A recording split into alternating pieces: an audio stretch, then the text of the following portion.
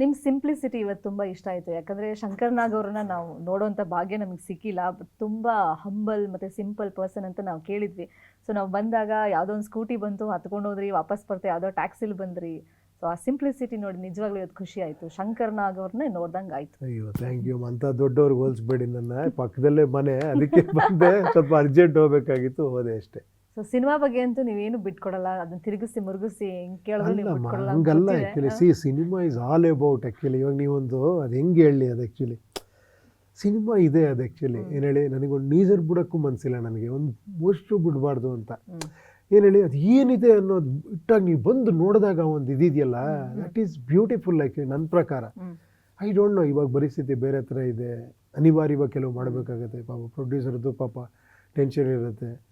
So ನಾನು ಕೆಲವು ಕಡೆ ಎಲ್ಲೋ ಒಂದು ಇದಾಗಲೇಬೇಕಾಗತ್ತೆ. ಅದಕ್ಕೆ ನಾನೇ ಪ್ರೊಡ್ಯೂಸ್ ಮಾಡಿ, ನಾನೇ ಮಾಡ್ಕೊಂಡು, ನಾನೇ ಆ ರಿಸ್ಕ್ ತೊಗೊಂಡು ಮಾಡಬೇಕಷ್ಟೇ. ಖಂಡಿತ ನೋಡೋಣ, ಆ ಭಗವಂತ ಆಶೀರ್ವಾದ ಮಾಡ್ರೆ ಅದನ್ನು ಮಾಡ್ತೀನಿ. ಅದಾಗಲಿ ಆದಷ್ಟು ಬೇಗ, ಫಿಂಗರ್ಸ್ ಟು ಬಿ ಕ್ರಾಸ್. ನಾನು ಅದಕ್ಕೆ ಕೇಳಿದೆ, ಉಪೇಂದ್ರ ಅವ್ರ ಸ್ಟೈಲಲ್ಲಿ ಟೀಸರು, ವಾರ್ನರ್ ಅದೆಲ್ಲ ಇಲ್ದಲೇ ಡೈರೆಕ್ಟ್ ಸಿನಿಮಾ ರಿಲೀಸ್ ಮಾಡ್ಬೋದಾಗಿತ್ತಲ್ಲ ಅಂತ. ಯಾವ ಒತ್ತಡಕ್ಕೆ ಒಳಗಾಗಿದ್ದೀರಾ ಅಂತ ಇವಾಗ ನೀವು ಆನ್ಸರ್ ಖಂಡಿತ ಮಾಡಿದ್ರೆ. ಏನೂ ಮಾಡೋಕ್ಕಾಗಲ್ಲ ಆ್ಯಕ್ಚುಲಿ, ಬಿಕಾಸ್ ಅದು ಅವ್ರಿಗೂ ನಾನು ಕೆಲಸ ಮಾಡಿ, ಇವಾಗ ಅವ್ರು ನನಗೆ ಡೈರೆಕ್ಟ್ರು. ಹೌದು, ಫೈನ್. ಸಿನಿಮಾದ ಬಗ್ಗೆ ಬೇಡ ಇವಾಗ, ಅಂದರೆ ಆ್ಯಕ್ಚುಲ್ ಸಿನಿಮಾದಲ್ಲಿ ಏನಿದೆ ಅಂತ ಬೇಡ. ಈ ಕತೆ ಬಂದಾಗ ನಿಮ್ಮ ತಲೆಗೆ ಹೊಡೆದಾಗ ತುಂಬ ಜನರ ತನ್ನ ಸ್ಟೋರಿ ಶೇರ್ ಮಾಡಿದ್ರಿ ಅಂತಂದ್ರಿ. ಫಸ್ಟ್ ಪೇಪರ್ ಮೇಲೆ ಬರೆಯುವಾಗ ಯಾವ ಸೀನ್ ಬರೆದ್ರಿ? ಇಲ್ಲಮ್ಮ, ಜ್ಞಾಪಕ ಅಥವಾ ಇರಲ್ಲ. ಡೈಲಾಗ್ ಬರೆದ್ರಿ? ಇಲ್ಲ, ಖಂಡಿತ ಜ್ಞಾಪಕ ಇರಲ್ಲ ಅದೆಲ್ಲ. ಎಷ್ಟು ಖಂಡಿತ ವರ್ಷದ ಹಿಂದೆ? ಆಲ್ಮೋಸ್ಟ್ ಭಾಳ ವರ್ಷ, ಅದು ಎಷ್ಟು 8-10 ವರ್ಷ ಆಯಿತು. ಅದನ್ನು ಏನೇನೋ ಚೇಂಜ್ ಆಗ್ತಾನೆ ಇರುತ್ತೆ ನಿರಂತರ. ಅದು ರಜನಿಕಾಂತ್ ಅವ್ರಿಗೆ ಸಿನಿಮಾ ತೋರಿಸಿದ್ರಾ? ಇಲ್ಲ, ಇನ್ನೂ ಸಿನಿಮಾ ತೋರಿಸಿಲ್ಲ. ಟೀಸರ್, ಟ್ರೈಲರ್, ವಾರ್ನರ್ ತೋರಿಸಿದ್ದೀನಿ ಅಷ್ಟೇ. ತುಂಬ ಖುಷಿ ಪಟ್ಟರು ಆ್ಯಕ್ಚುಲಿ. ಸೊ ಇವಾಗ ಕರ್ನಾಟಕ ಜನತೆಗೆ, ಸೊ ಈಗ ಕನ್ನಡನೂ ಸೇರಿದಂತೆ ಬೇರೆ ಬೇರೆ ಭಾಷೆಗಳಲ್ಲಿ ರಿಲೀಸ್ ಆಗ್ತಿದೆ. ಕನ್ನಡ ಅಭಿಮಾನಿಗಳಿಗೆ ಒಂದು ವಿಶೇಷ ಪ್ರೀತಿ ನಿಮ್ಮ ನಿರ್ದೇಶನದ ಮೇಲೆ ಇರೋದ್ರಿಂದ ಮತ್ತು ಆ ಕುತೂಹಲನೂ ಇರೋದ್ರಿಂದ, ಸೊ ಏನು ತುಂಬ ಎಕ್ಸ್ಪೆಕ್ಟೇಷನ್ ಇಟ್ಕೊಂಡಂತೂ ಬಂದೇ ಬರ್ತಾರೆ. ಅಂಥವ್ರಿಗೆ ಏನು ಹೇಳ್ತೀರಾ? ಅಂದರೆ ಏನು ಎಕ್ಸ್ಪೆಕ್ಟೇಷನ್ ಬೇಡ, ಬ್ಲ್ಯಾಂಕ್ ಆಗಿ ಬನ್ನಿ ಅಂತ ಹೇಳ್ತೀರಾ, ಅಥವಾ ತಲೆಯಲ್ಲಿ ತುಂಬ ಬುದ್ಧಿವಂತೆ ಇಟ್ಕೊಂಡು ಬನ್ನಿ ಸಿನಿಮಾ ನೋಡಿ ಅಂತೀರಾ? ಇಲ್ಲಪ್ಪ, ನಾವು ಏನು ಹೇಳಿದ್ರು ಅವ್ರು ಹೆಂಗೆ ಬರಬೇಕು ಹಂಗೆ ಬರ್ತಾರೆ ಆ್ಯಕ್ಚುಲಿ. ನಾನು ಹೇಳೋದು ಏನಿಲ್ಲ ಆ್ಯಕ್ಚುಲಿ, ನಾವು ಕೇಳಬೇಕಷ್ಟೇ ಅವ್ರದ್ದು. ಇವಾಗ ಹೇಳೋಕ್ಕೆ ಮುಗ್ದಾಯ್ತು, ನಾನು ಹೇಳೋದೆಲ್ಲ ಇಲ್ಲಿ ಹೇಳ್ಬಿಟ್ಟಿದ್ದೀನಿ, ಏನೇನು ಬೇಕೋ ಎಲ್ಲ. ನೆಕ್ಸ್ಟ್ ಏನಿದ್ರು ಅವ್ರು ಏನು ಹೇಳ್ತಾರೆ ಅನ್ನೋದು ಕೇಳಬೇಕಷ್ಟೇ ಆ್ಯಕ್ಚುಲಿ.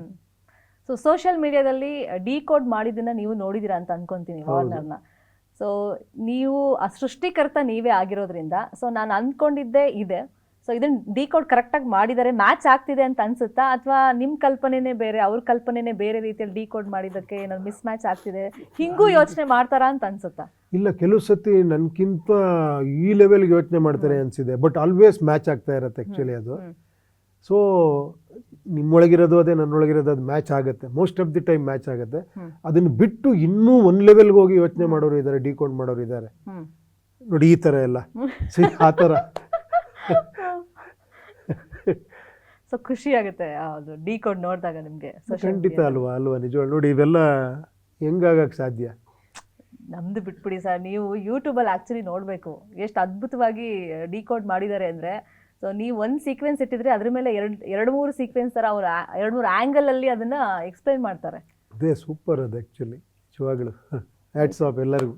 ಅದಕ್ಕೆ ನಿಮ್ಮನ್ನು ಸೂಪರ್ ಸ್ಟಾರ್ ಅನ್ನೋದು, ಅವ್ರನ್ನ ಸೂಪರ್ ಫ್ಯಾನ್ಸ್ ಅನ್ನೋದು. ಎನಿವೇಸ್ 20ನೇ ತಾರೀಕು